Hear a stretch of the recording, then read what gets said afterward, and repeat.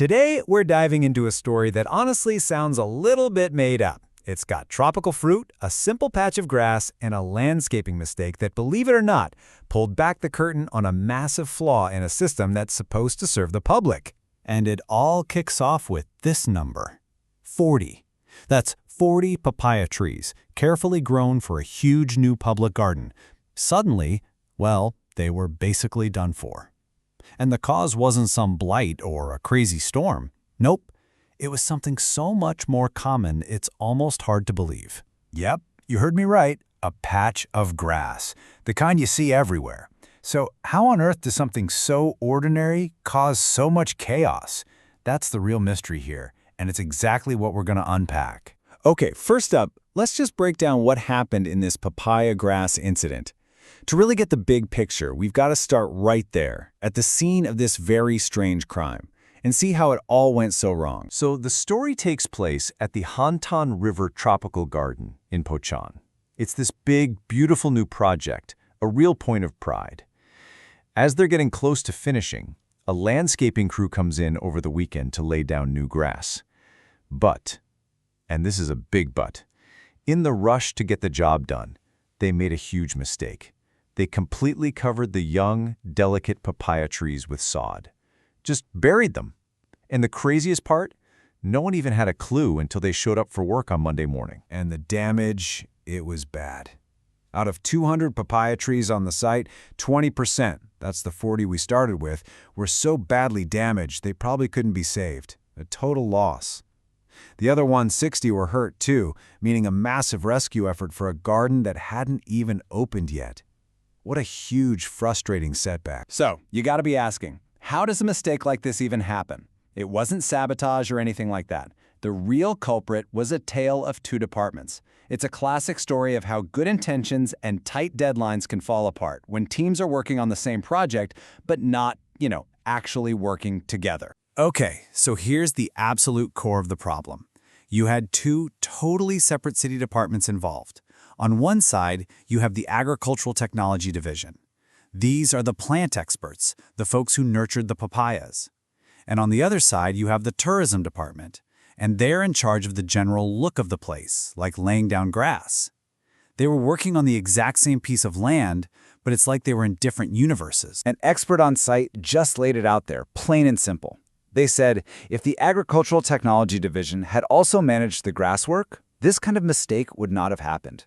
All the expertise they needed was right there. It just wasn't being shared.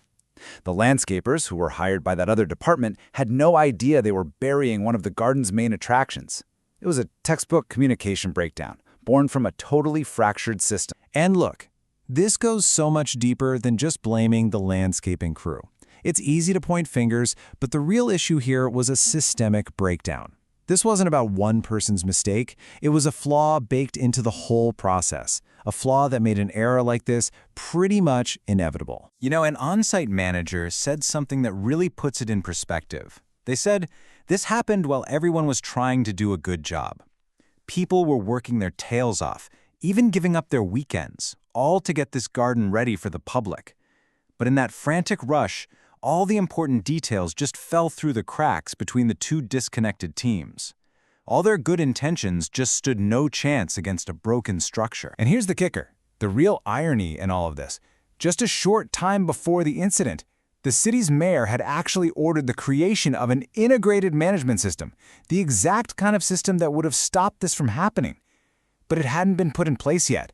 So as these teams were rushing to finish the job under the old, broken system, they accidentally created the most perfect, painful argument for why that system had to go. You just can't make this stuff up. Now, this whole thing wasn't just some internal administrative fumble. It brings up a much, much bigger question about these kinds of public projects and who they're really for. Because the most important people in this story, the citizens, were completely left out. You have to understand, for the people of Pocheon, this garden is more than just a bunch of plants. It's a symbol of their town's pride, it's a real hope for a boost to the local economy, and it's meant to be a space for their community and their kids for years to come.